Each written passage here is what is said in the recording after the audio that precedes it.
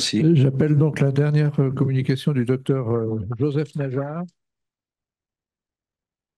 risque infectieux et antibiothérapie chez l'opéré, aspects médico-légaux. Pour revenir en arrière.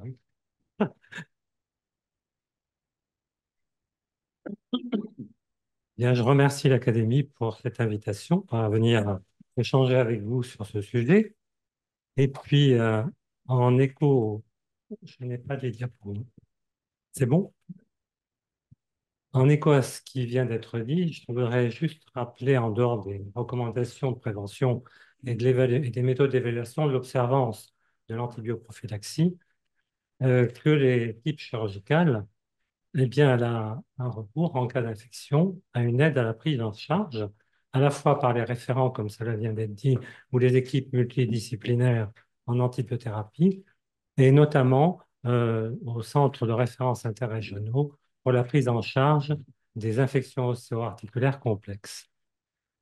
Alors, le médico-légal va trouver sa place lorsque un praticien en établissement est mis en cause par un patient qui s'estime victime d'un dommage en rapport avec sa prise en charge et qu'il veut rechercher des responsabilités pour éventuellement obtenir une réparation des préjudices. Alors, je me permets de vous rappeler que la responsabilité, elle est de deux ordres, celle pour faute, mais ce qui nous concerne aujourd'hui, c'est la responsabilité sans faute, puisque cette responsabilité sans faute concerne les infections nosocomiales et concerne les infections nosocomiales dans les établissements publics et privés, sauf s'ils démontrent qu'il y a une cause étrangère. Alors, l'expertise médicale est au centre du processus de décision en responsabilité médicale, quelle que soit la voie de recours. En matière d'infection nosocomiale, cette expertise a des spécificités et j'ai longtemps plaidé, ça fait 25 ans que je fais des expertises, j'ai longtemps plaidé que dans ce domaine, il y ait une double expertise au minimum, l'expert dans le domaine de la pathologie en cause et celui spécialisé dans la prévention et le contrôle des infections. Évidemment, le dossier du patient est un élément central. Ce qui va être plus compliqué et plus délicat, c'est la qualification de l'infection.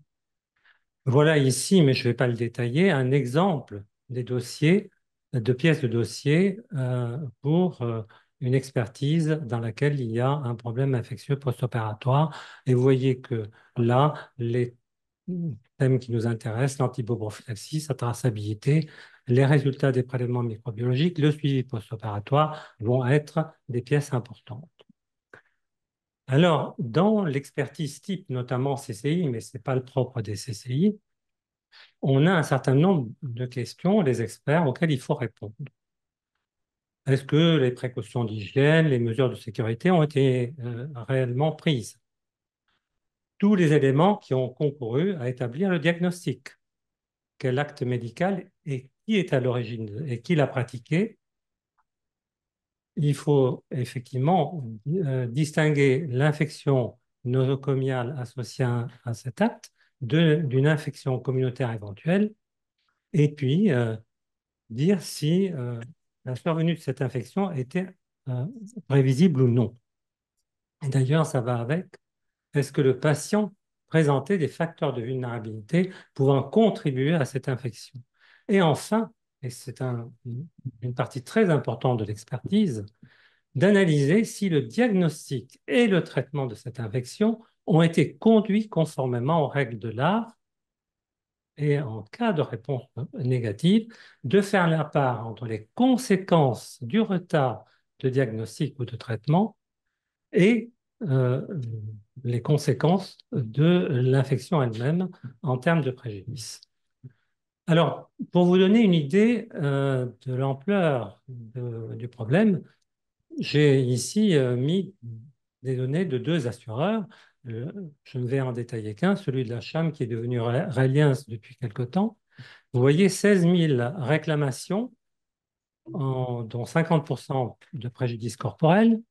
Parmi ces préjudices corporels, 92% sont de cause médicale, parmi lesquels il y a l'infection dans 17% des cas. Le coût, c'est 220 millions d'euros. 419 condamnations en chirurgie, dont 30% pour infection nosocomiale. En tête, l'orthopédie, viscérale digestif, neurochirurgie.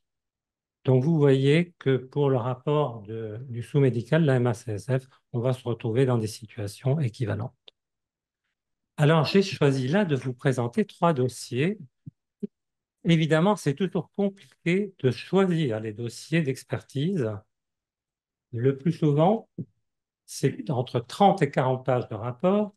Donc, vous imaginez que j'ai essayé pour chacun des dossiers de faire 3 ou 4 diapositives et je vous m'excuserai si cela vous paraît un peu simpliste. Le premier dossier, c'est une expertise demandée par le tribunal de grande instance et le tribunal administratif. C'est un patient de 60 ans sans pathologie associée, eh bien, qui a sa réclamation contre un centre hospitalier et 2 établissements privés pour infection post-opératoire après 5 interventions sur sa hanche gauche. Le premier acte a lieu dans la clinique A en octobre de l'année X pour une prothèse totale de hanche gauche non cimentée. Je vous mets ici 2 éléments qui paraissent pas négligeables.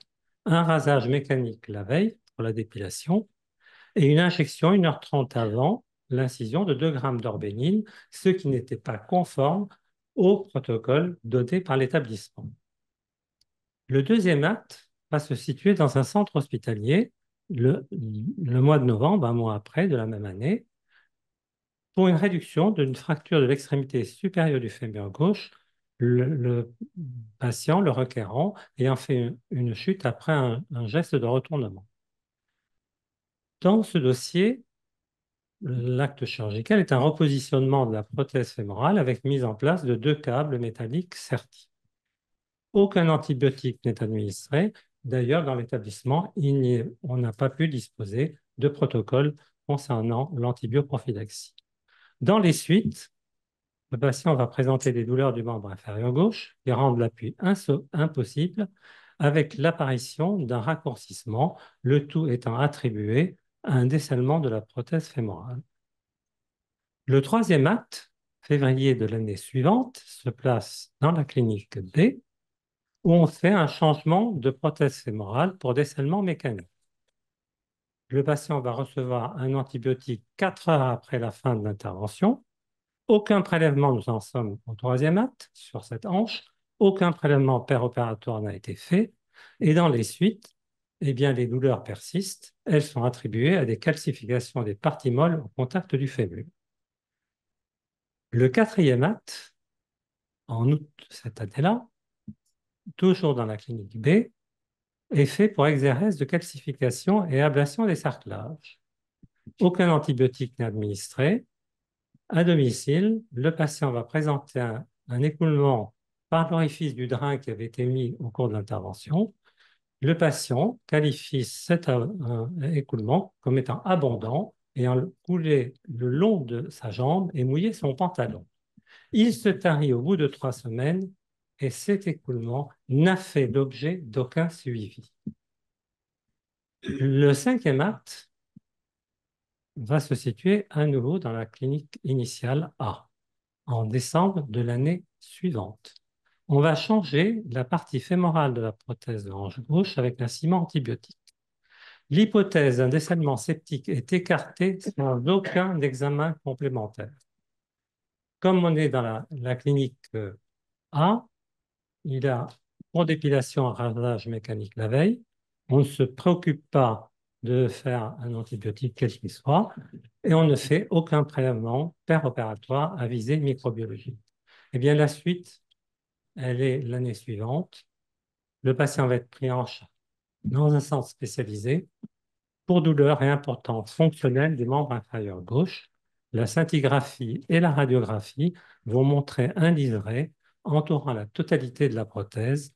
Eh bien, il va être procédé à l'ablation de la prothèse de hanche, à des prélèvements qui vont mettre en évidence la présence d'un staphylocoque. Il va y avoir un spacer et ensuite un traitement antibiotique pour, durant 6 mois, un traitement fait évidemment après les prélèvements. Alors, Et je vous donne un peu l'analyse, hein. Je ne rentre pas dans l'évaluation des préjudices pour aucun des dossiers que j'ai choisis.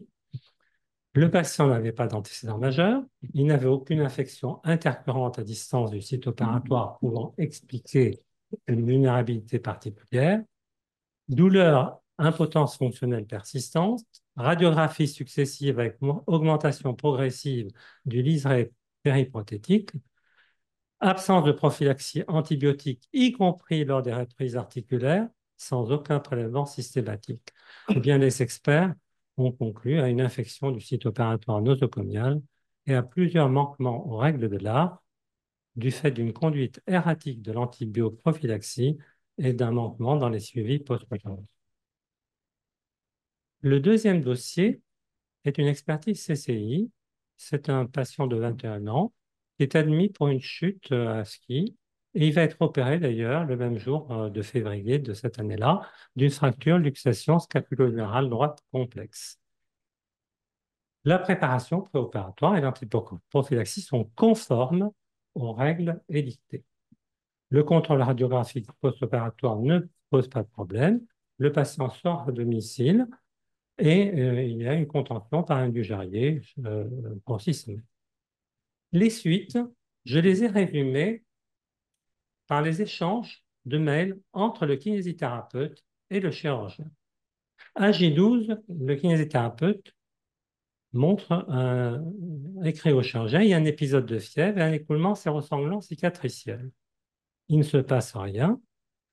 Les choses se poursuivent. À 3,5, le patient a à nouveau un pic de fièvre, une épaule douloureuse et gonflée. Le chirurgien va consulter le patient et il va demander une CRP qui est autour de 15.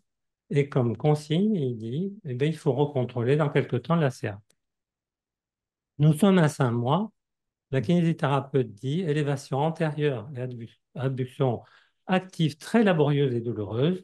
Il y a un pic de fièvre, le moignon de l'épaule est gonflé. À 6 mois, les douleurs sont telles qu'il y a en plus un méplas sous-acromial, une possible luxation de la tête humérale est soulevée par la kinésithérapeute qui demande au chirurgien de revoir rapidement le patient avant le rendez-vous initialement prévu. Le chirurgien répond qu'il est absent et qu'il reverra le patient à son retour de vacances. Eh bien, à 7 mois, évidemment, le patient va consulter un autre praticien dans un autre centre hospitalier qui va faire les constats que vous voyez sur cette diapositive et qui va poser le problème, l'hypothèse d'un problème septique à pas bruit, et il va organiser le transfert du patient dans un CHU où là, à l'intervention, on constate effectivement un aspect de nécrose purulente de la tête humérale. On enlève le clou centromédulaire. Les prélèvements sont positifs à Streptococcus oralis et à Cutibacterium acnes. C'est l'ancien Propionibacterium. Il a une biothérapie pendant 3 mois et on ne repose pas de matériel. L'expertise, elle a lieu 2 ans après l'intervention initiale. Le patient a refusé toute nouvelle chirurgie. Il évalue, vous voyez, son épaule à 50% d'une épaule normale. Et la discussion menée par les experts est la suivante, c'est que même avec une CRP dans des valeurs peu élevées, devant la présence de pics fébriles, une épaule anormalement gonflée, une limitation des amplitudes articulaires, l'absence de consolidation, le chirurgien aurait dû suspecter un problème infectieux à bas bruit, notamment Cutibacterium acnes, qui est régulièrement en cause dans cette chirurgie. On conclut à un accident médical fautif en rapport avec un retard au diagnostic de l'infection et à la mise en œuvre d'un traitement adapté. Le troisième dossier, il est à cheval entre de l'ORL et de la chirurgie viscérale. Un homme de 67 ans qui, en janvier, au cours d'un transit pharyngo-œsophagien, va montrer qu'il est porteur d'un diverticule de Zinker d'implantation postérieure et gauche. Il consulte le chirurgien en février, qui lui propose une intervention au laser. Il lui explique les modalités de l'intervention. Il ne précise pas les risques de ce type d'intervention. L'acte a lieu sous anesthésie générale et dans le compte-rendu opératoire, on lit qu'il y a absence de guide ce jour-là, de lumière froide, qui pourrait rendre délicate l'introduction de l'optique, mais le chirurgien précise qu'en fait, il a pu réaliser la résection sous l'éclairage du microscope. Dès la 24e heure, le patient va être symptomatique, des douleurs, de la fièvre, de la dysphagie. Il est mis sous antibiotiques, en monothérapie puis en bithérapie. Aucun examen n'est demandé. Et ce n'est seulement que devant cette situation qui s'aggrave de jour en jour qu'au 7e jour, eh bien, on va mettre par un examen radio-opaque en évidence la fistulation de l'œsophage cervical avec une fuite du liquide radio-opaque jusqu'au niveau du diaphragme. Évidemment, cela traduit une médiastinite descendante nécrosante aiguë post-opératoire. Le patient va être transféré dans un service de chirurgie viscérale du CHU. À J7, donc le jour même de son transfert, il y a un geste opératoire qui est limité à un drainage cervical et à une fistulation dirigée par sonde de Betzer. Les suites opératoires, elles vont très vite se compliquer d'un choc septique choc septique traduit évidemment l'absédation. Le patient sera pris en charge en ambulation et 4 jours après son admission au CHU, il y aura un double drainage par cervicotomie et thoracotomie médiastinale. Et là, c'est clair, on mettra en évidence de façon confirmée bactériologiquement une médiastinite, un streptocoque alpha hémolytique. Alors, on en a discuté tout à l'heure avec Niki sur ces choses terriblement compliquées par la suite qu'est l'évolution de ce type de pathologie. Vous voyez, il va avoir une autocoloplastie rétrosternale avec un côlon droit et sa reprise de cervicotomie. Les choses vont aller plus ou moins bien pendant ces 2 années. Je ne vous cache pas que je vous ai mis de côté là tout ce qui concerne les antibiothérapies successives, les résistances issues de ces antibiothérapies successives, les passages en réanimation alternant avec des passages en soins de suite. Enfin voilà, ce dossier pour conclure.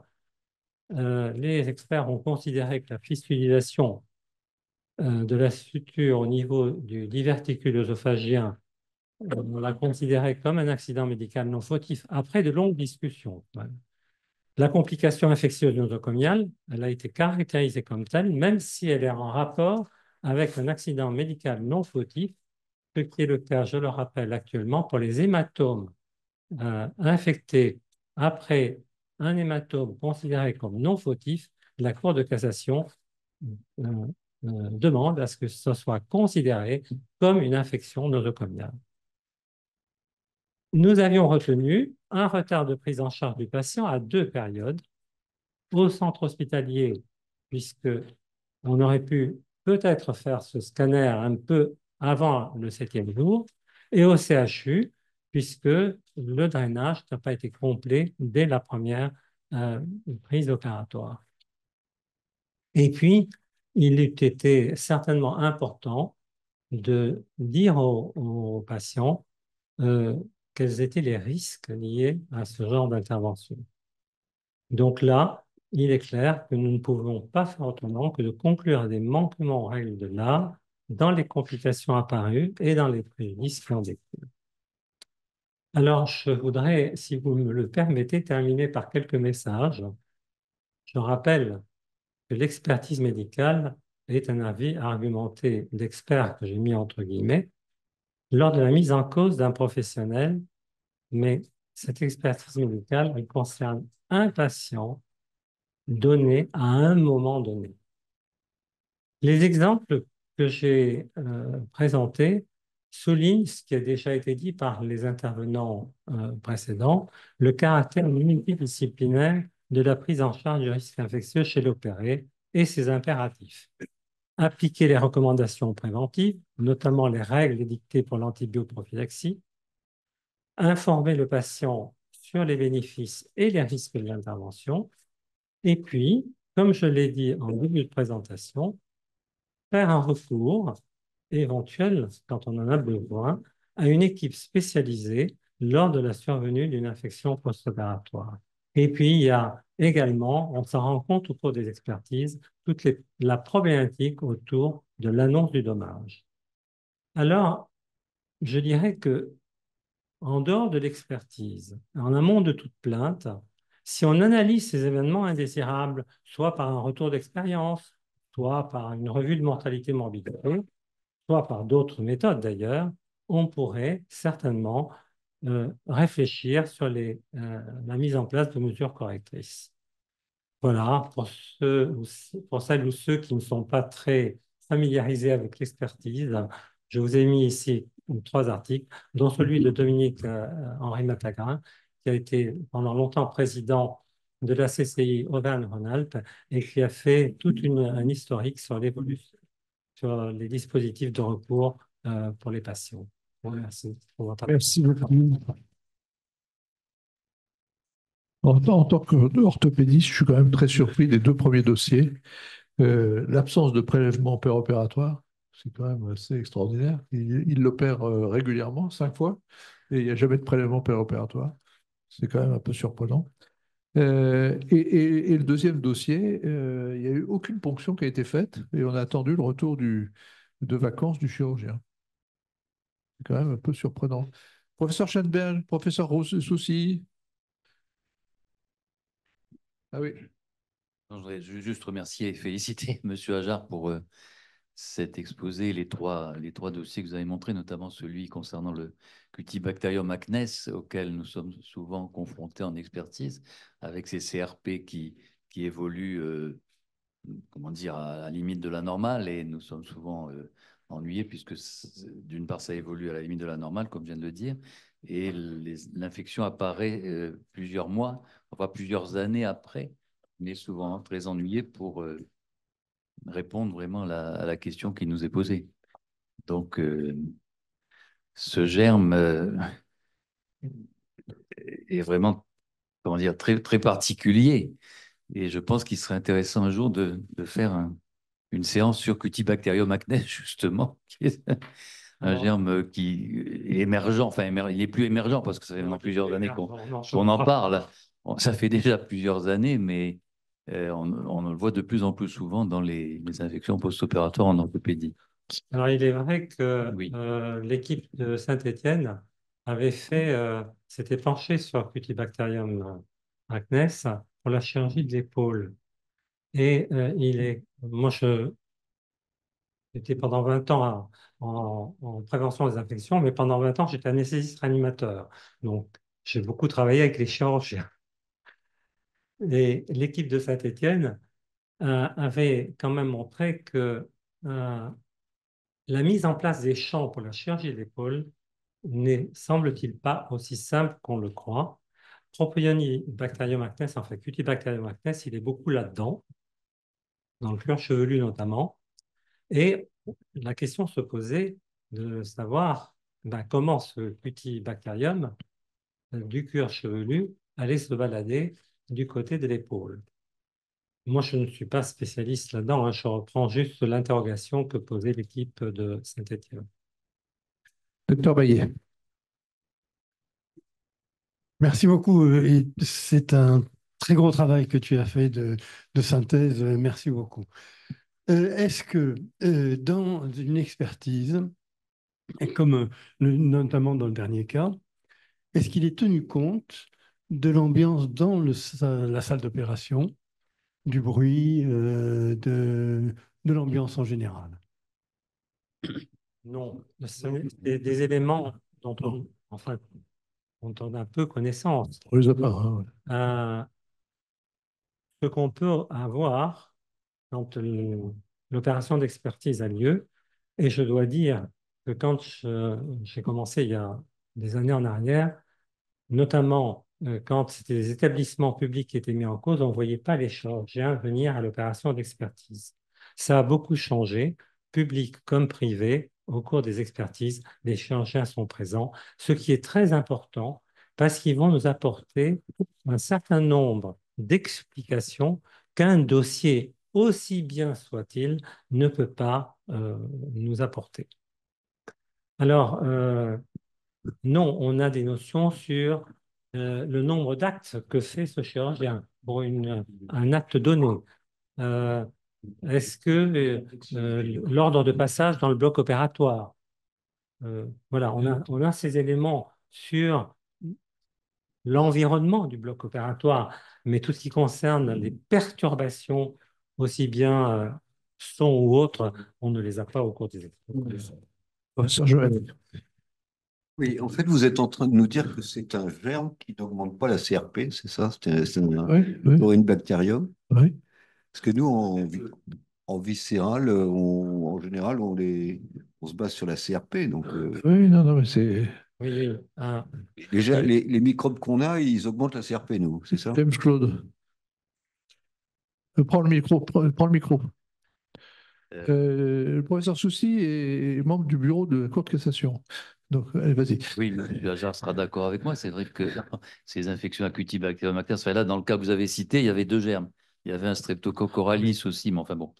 Il est vrai que on peut avoir pendant des mois comme ça des CRP subnormales. Ça dépasse 10, enfin la limite est la normale et c'est jusqu'à 10, on peut considérer. C'est souvent juste un peu au-dessus, ça redescend, ça remonte, ça dure comme ça pendant des mois. Mais c'est vrai que c'est un germe qui n'augmente pas la CRP d'une manière aussi importante qu'un staphylocoque ou un colibacille ou une bactérie comme ça. Enfin, vous serez Eh d'accord avec ben, moi? je me tourne aussi vers Franck Bruyère et Marc Léon. En chirurgie abdominale, quand il y a une infection, les CRP fusent parce que c'est des infections qui sont importantes. Dans la partie, disons, osseuse, articulaire, c'est des infections à bas bruit, en fait, hein, qui s'installent insidieusement et qui n'ont pas les mêmes répercussions du point de vue de la symptomatologie biologique. Oui, Franck. Oui, prenez le micro. Merci. Une petite remarque, on dit à nos jeunes de surtout pas regarder la CRP. Et encore une fois, dans ce dossier d'expertise, il y avait une impotence fonctionnelle, il y avait un gonflement, il y avait une douleur. Enfin, bon, il y a un moment, faut avancer en dehors de la CRP. La fièvre aussi. La fièvre, enfin, la clinique, Ouais, mais il fallait ponctionner tout de suite, hein. Vous avez quand même remarqué que les experts ont bien dit Ouais. que devant tous les signes cliniques, etc., même si la CRP n'est pas parlante, il fallait y aller. Professeur Schanberg. Allez, micro. C'est la grande compliance des patients. Ouais. Parce que je dirais qu'il pourrait aussi être, disons, je ne veux pas dire mise en cause, mais on peut se poser des questions.